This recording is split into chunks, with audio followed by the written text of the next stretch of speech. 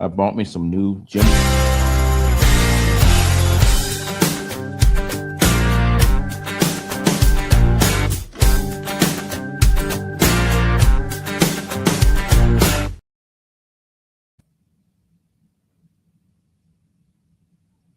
Good morning.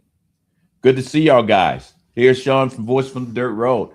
Look like it's going to be a great Friday. Look, I'm glad to be on the show. Glad to see each one of y'all guys. I was expecting to get our intro music. It didn't pump on. Shelly, is the intro music coming in?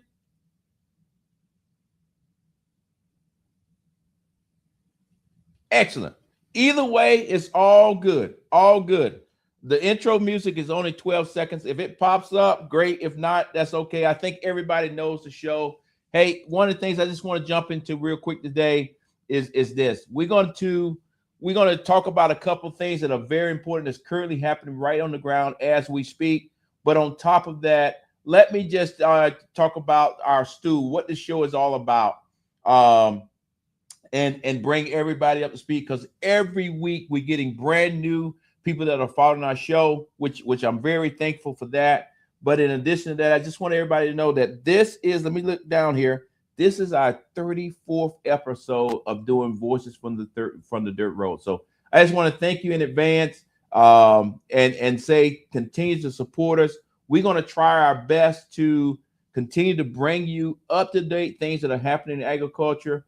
I would tell you, as the weeks go on, we are trying to bring our agriculture commissioner for the great state of Georgia onto the show. We're going to be trying to bring on potential Democratic agriculture commissioner that's running, and also others. Basically, what I'm saying to you, as we move through this time between now and November, we're going to try to bring different voices from the agriculture community, not in a political way, but more in an informational way, so that we can actually get the word out to the rural community, out to our followers, to ensure that information is getting to you so you can make better decisions on whatever you're trying to do on your farm or on your operation, or whatever you're trying to do in your backyard with your garden. So more to work to come on that. I'm excited about it, and we will be making some additional announcements. As far as this show, when it comes to the stew, y'all guys know we talk about livestock. Livestock is the area that I work in, a cow-calf operation. And in the future, we're probably going to move into what we call farm to table, but that's still a couple years out. And then we also talk about row crops. Row crops is actually peanuts, soybeans, cotton, whatever else that's actually being planted out there in the fields. We talk about that and what's effects that are going on. As y'all guys know, we're somewhere in between a drought and getting way too much rain. But we will never complain about the rain here on this show. And then on top of that, we talk about the forestry industry. And here in the great state of Georgia, a few weeks ago, we were having two major forest fires. I'm glad to see that we got our hands around that. But we're still in a time of season where you have to make sure you're very careful when you're trying to do a prescribed burn or do some kind of burn, that it doesn't get out of control.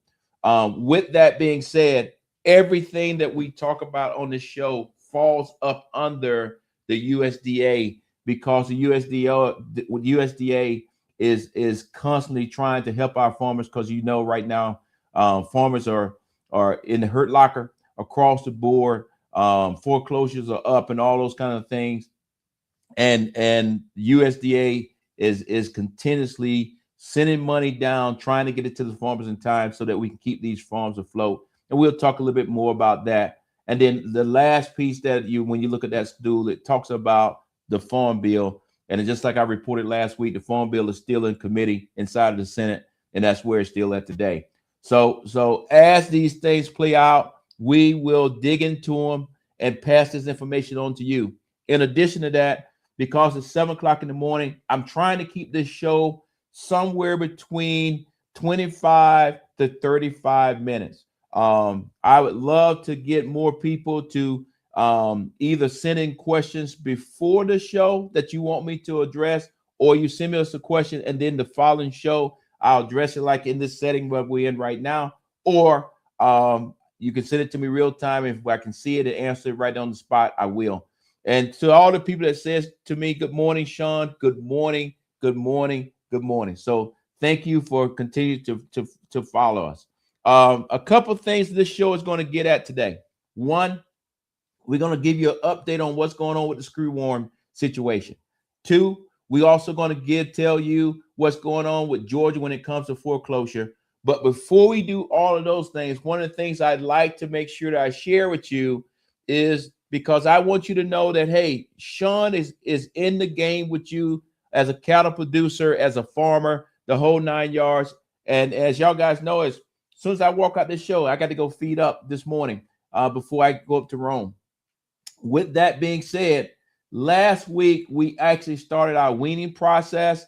That means we took all of our calves off of the mothers. It was very noisy around this farm for about a week and a half, but now all of those have went through the process. With that being said, go ahead, play the video, and then I'll talk on the backside. Already started the weaning process. Now we got to do all our vaccines. 5 boys, 5 girls. I'm not going to treat them for flies today because I think we're going to probably get some more rain this afternoon, so I'll do that on Wednesday. But I'm also getting them used to going through the corral. That process. Kind of go from there. As you can see, they are already docile.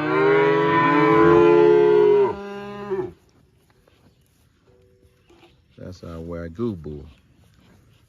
He's a steer now. That's going to be one of our first farm to table. All right, good to see you, girl. All right, let's get to work. Yeah, you know, like I mentioned, we have started our what I call my health development program. That's where we pull all the calves off the mothers, because now I think everybody's tracking that all of my female cows are now pregnant again with next year's crop of cattle calves. This year, these calves that you just saw right there is on the backside of the farm. They're actually learning a couple things. One, they're learning how to go through the facility itself so they understand the process. So they're not stressed out when they have to go through the catch pen and all those kind of things. Two, they're learning how to eat grain. Not that much, but at the end of the day, some of them may go into the feedlot. I'm not 100% sure where they're going to end up after they leave my farm. So I have to have them prepared for that. And then 3, they also learning how to drink water out of our automatic waterers.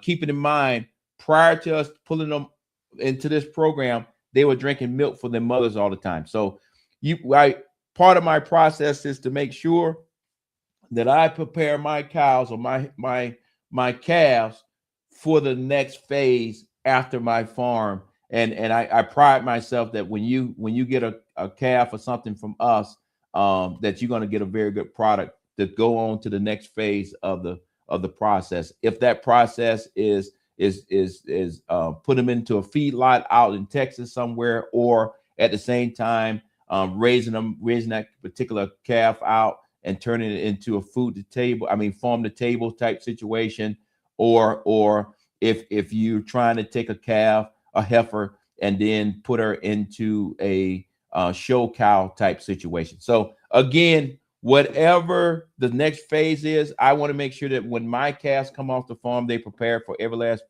bit of it. One of the things I probably should let y'all guys know, when I make those particular videos, I'm not really making those videos for you. I know that sounds kind of mean, but really what I'm doing, I'm making those videos for my family, so that, because is my wife and I, we live here on the farm, but when my sons come home, whenever they come, different times of the year, I want them to kind of have an idea of what's been going on the farm. So when they get here for that week or 10 days they're home, that they can fall right in and they understand where we're at in the process. So some of those videos is just educational information for them.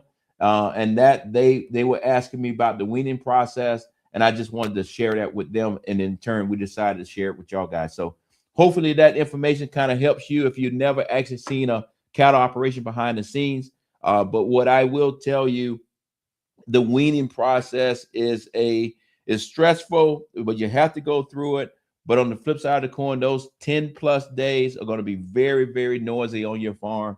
And for whatever reason, my wife decides to take vacation during those 10 days every year when it happens. So some reason Kyle's very smart about that. And I spend the whole day and night listening to cows screaming outside. So with that, let's get into the show. Let me see exactly where I'm at on this thing. I gave you an overview. Now let's jump into that first topic, talking about the screwworm situation. With that being said, I think people are quite aware, farmers are definitely aware that we have a screwworm situation that's actually occurring in the United States now. It had been down in South America or Central America. Then it worked its way up into Mexico, and we've been talking about it. And now it has actually made its way here into the United States. And as of this morning, when I'm talking to you, we have 6 cases. 6 of those cases 5 are in Texas itself, and then 1 is now in New Mexico. The one that's actually in New Mexico is a dog. One of the things I want to make sure that everybody understands, we call it a screwworm situation. Actually, it's a fly that actually lands on a live animal that has a open wound. Okay, open wound. And when I say open wound, usually when it comes to the cattle side of it, is usually they try to get on a newborn calf, and they actually lay larva on the navel area where they just came out of the cow because it's open.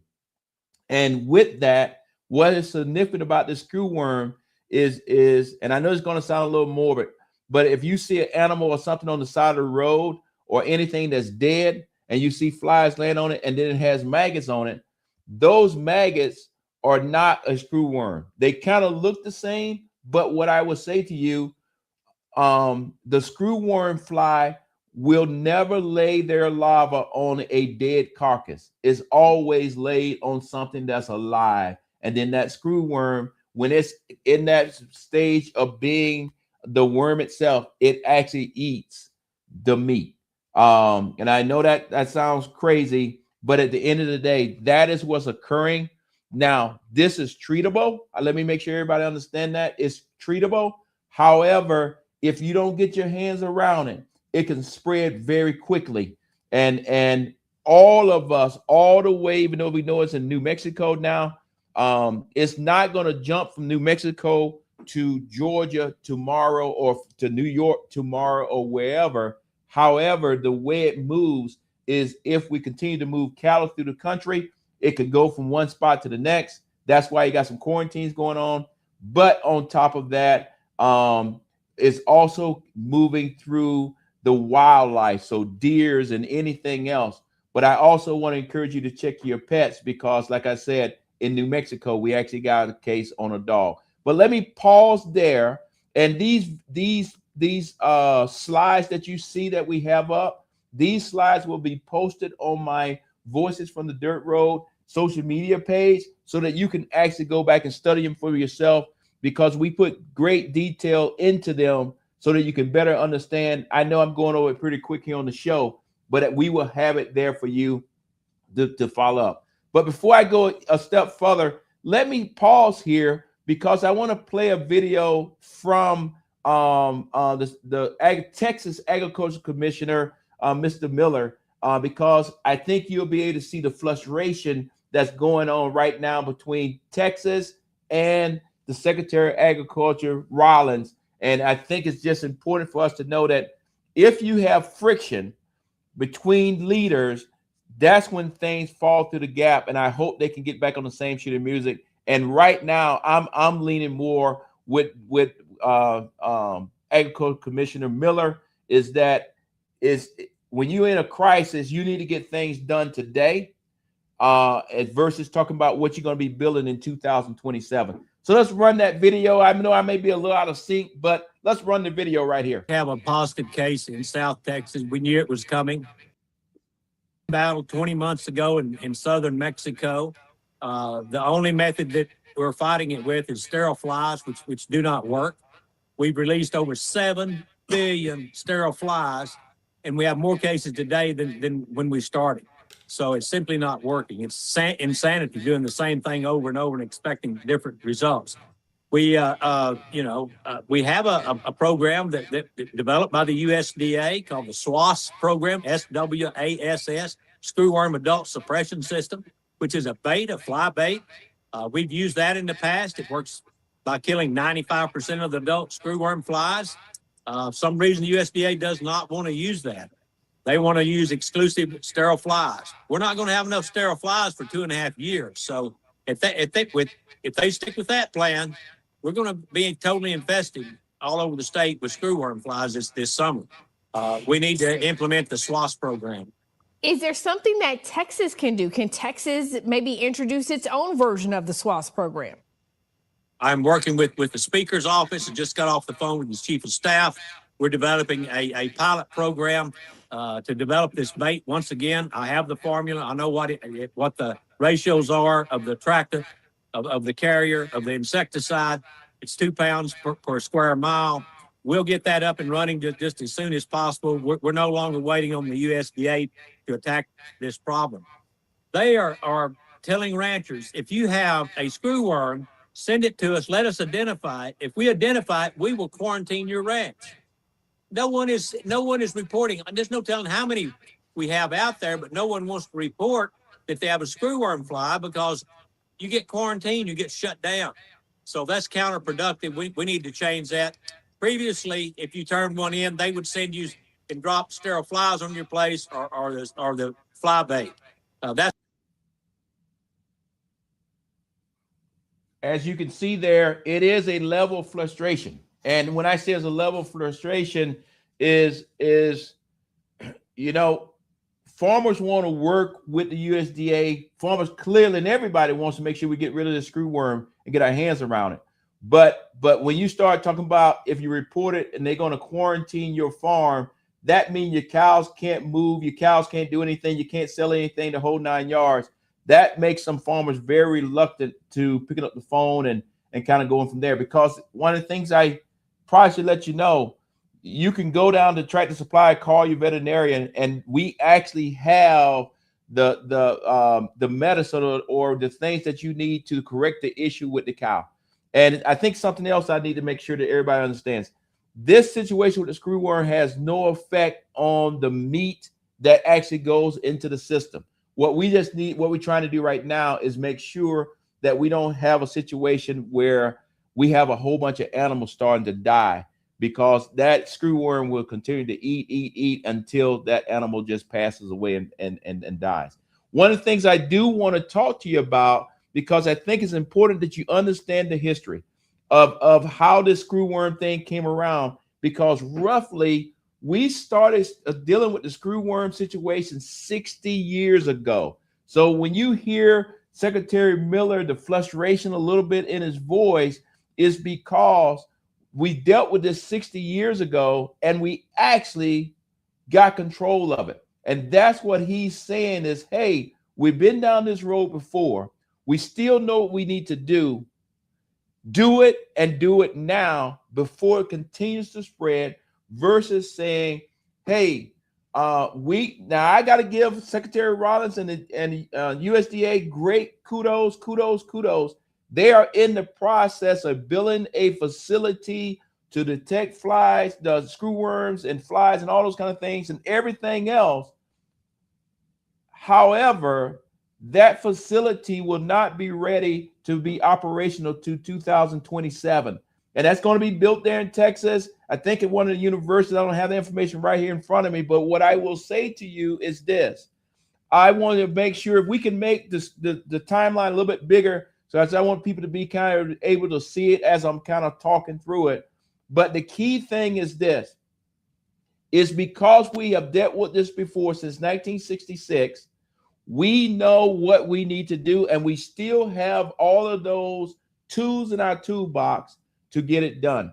And if you know or remember, we started talking about the screwworm many months ago, probably more than almost a year ago. And now it has finally crossed over here to the United States. And what we need to make sure of is this, first it was just in Texas. Now it's in New Mexico. And when I say now it's here in New Mexico, that is just in one case with a dog, but still the question remains, if farmers are being reluctant to pick up the phone and call the USDA, the question is, how far has it actually already continued to move?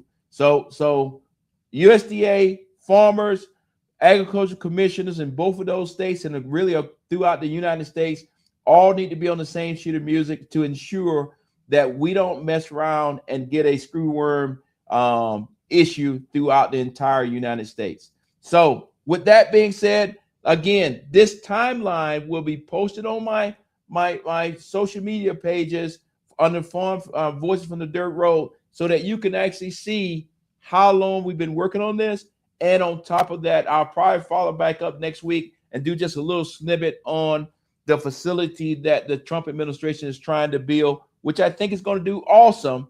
However, hell, 2027 is not 2026, and we need to fix the things right now today here in 2026. So again, this thing here is actually a screwworm situation. Is I don't want to say it's getting out of control, but what I will say is this: we need to make sure that we're all on the same sheet of music. I'm going to make sure that all of my slides are posted. It's great information on those slides. I don't want to take up all of your time this morning because I'm already at 7:21 and I'm still hadn't got into the second topic. But key thing, this show, Voices from the Dirt Road, we will keep you up to date on what is going on with the screwworm situation. We will also try, like I said earlier in the show, to try to get our agriculture commissioner on board to come in, talk to us about what's happening in Georgia, talk to us about what is the state of Georgia doing to make sure that it doesn't cross over and get here. Because you remember earlier in the show when I talked about my cows, are they going to go into a feedlot? If they go into a feedlot somewhere, many times those feedlots are out in Texas, Kansas, and all those places. So the question then comes into play is, here I am in Georgia and other farmers here in Georgia, will our cows be able to still go that direction, or will they stop that entire operation? And then that affects all of us across the board. So more to come on that particular subject. This is a real world situation that's going on, and we got to get our hands around it. But I want to make sure I end it this way. This screwworm situation has nothing to do with the meat that you consume. It's more on us as farmers and with our cattle that's on the farm. It's our issue. It will have no effect on the meat that you see in the store. So I want to make sure that I get that out there. All right, let me move into the next subject just real quick, because Georgia farmers are under unbelievable pressure. As a Georgia farmer, I can feel it every day when it comes to the cost of diesel, when it comes to fertilizer, when it comes to tariffs, you name it, you can feel the pressure. One of the things that as we were doing this research kind of blew my mind is you know things are tough, but you don't really know how tough they are, because all of us are laser focused on the little piece that we have. But when we did the research, we all know, because you see it on the news all the time, that Arkansas is the #1 state in the nation when it comes to foreclosures, for farmers. Arkansas, things are very bad, the whole 9 yards. Well, guess what, ladies and gentlemen? Second place is the great state of Georgia, where I'm sitting. And when I say second place, please make the slide a little bit bigger so if they can see this when I actually talk about it. If you can see it like I can see it now, Arkansas this year has filed 33 cases of bankruptcy. Guess what? Georgia's running right there in second place, almost neck to neck with 27 thus far. And then on top of that, we're talking chapter 12 foreclosures. With that being said, I won't get into all the nitty gritty details of it. But again, right now, if you have the pressure of the screwworm, you have the pressure of costs, you have the pressure of diesel costs, fertilizer costs, drought, all those kind of things, then that push more and more farmers into foreclosure. And that's one of the things that if I can get our agriculture commissioner on in here, Tyler, from the great state of Georgia, this is one of the questions I want to be able to talk to him is, okay, we have these foreclosures. What are we doing from a state point of view, trying to keep our farmers afloat? Because I am truly concerned that as more and more farms go broke, then who's actually buying those farms? And I'll just throw it out there. We'll talk more about it. But I'm concerned that some of these places are potentially being bought up by data centers. And y'all guys know that is a hot, as I'll just say it, that's a hot ass topic right now throughout the entire country. So I'm worried that here in the great state of Georgia, we got a couple of things that are putting pressure on our farmers. When I talked about all those other things, but I also am concerned because Georgia is one of the states that's building some of the most data centers, and I'm not 100% sure where these data centers are going. But we're not going to go down that rabbit hole. But I wanted you to know today is that Georgia, and this information, because I do have people come up in my DMs or come up on the comments saying, Sean, you're lying. No, I'm not. Put the slide back up bigger for them.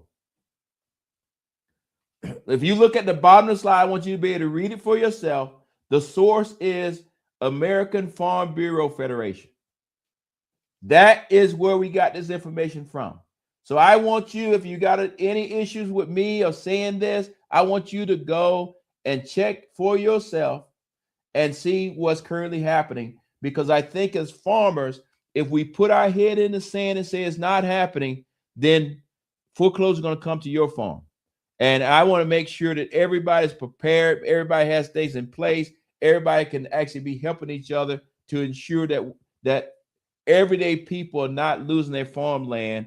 And if they are going to lose it, then some other farmer that want to continue to feed Georgia, feed America, and feed the world is actually buying the land versus somebody else that wants to build a data center or build a nice neighborhood or a golf course. So that's just a Sean Harrisism.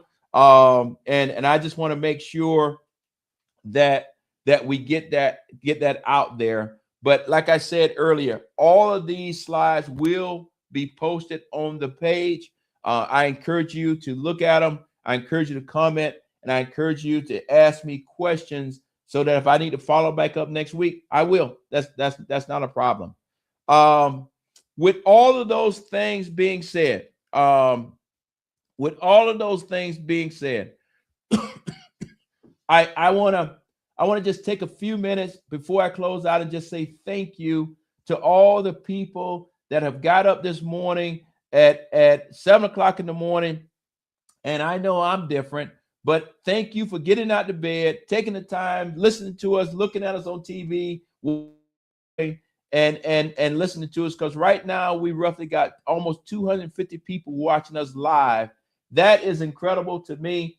This show was never put together to say we're going to have 1 million people watching us. This show was always put together to say, okay, where's that niche market that says they would just want to have a glimpse of what's going on in the world of agriculture, specifically here in Northwest Georgia, specifically Georgia or the Southwest region, or really just here in the United States. So with that being said, I just want to say thank you for that. In addition to that, I always end the show the same way. And the reason why I end it the same way is because I know as a farmer, as a veteran, it is unbelievable pressure on you that you don't actually are the one that loses the farm. And like I already said, for the great state of Georgia, we are running in second place right now. We have to do something to stop this because I feel for the people over in Arkansas, but right now we're basically running neck and neck with them. And we need to make sure that as leaders in the world of agriculture, we're working together, not pointing fingers at anybody, but working together to help these farmers save their land and keep it. But if you are in a crisis, I want you to make sure as a farmer, as a farmer's family, as a friend of a farmer, whatever, make sure before they make a long-term decision for a short-term problem, I just wanted to make sure that you can get up tomorrow morning and see the sun come up. Because if you can just get up tomorrow and see the sun come up, you'll see it's going to be okay. It may be tough because I tell you, you know damn well in the world of farming, it is tough every day. But if you pick up the phone and call this number right here, 988, it is somebody on the other end of that phone that is a professional that will help you navigate from your current situation to just making it to the next day and making it to the day after that and making it to the day after that. And I assure you, if we get you from day to day to day, it won't be as bad as you thought it was. And you'll still be here on this great earth with us, still feeding the American people, and you'll still have your farm and all those kind of things. So, hey, I know some people say to me, Sean, that's a terrible way to end the show. But at the end of the day, I think I would be remiss if I didn't actually say something about it, because right now we have a nasty situation that's happening with our farmers throughout the country, is that too many are committing suicide, and one is too many. And I want to do my part, just like I did in the military, to say, okay, let me be part of the solution and not just part of the problem. So we try to start the show off with some good news story. The good news is, hey, farming is fun. You see, I'm getting to live my dream. I don't have the biggest farm in the great state of Georgia or in the country, but I get to live my dream. And then on the flip side of the coin, yes, there's some pressure out there, but we're going to try to be part of the solution to fix some of those issues and kind of go from there. So with that, today we talked about what was going on my farm. We're in the weaning process, the health development program, and we'll talk more about that program, not only on my farm, but for the great state, or for the great state of Georgia, but also for the United States. Then we actually took time out to talk to you about what's currently going on, a big issue, screwworm. I'll assure you, if you watch your national news, they're going to talk about the screwworm situation. It's running neck and neck with the war in Iran. And then on top of that, we came back and we talked to you about what is going on in the world of banking when farmer foreclosure, and that Georgia is running in second place. We got to fix that and fix it real quick. And then ultimately, we told you that we love you, we care about you, and we want you to be here tomorrow. So, hey, with that, right now I see it's roughly 300 people that are following us this morning. So thank you for that. But guess what? The show's over. I got to go outside and feed the cows. Hopefully I see you somewhere out there, somewhere. If you do, say hi, walk up to me. Let's talk about some cattle. Let's talk about some farming. Let's just talk about anything you want to talk about. I kind of know a little bit about nothing. I'm an expert. And so, but on top of that, hey, the cup's empty. And today I didn't waste anything. So, hey, thank you. Have a great day. Bye-bye.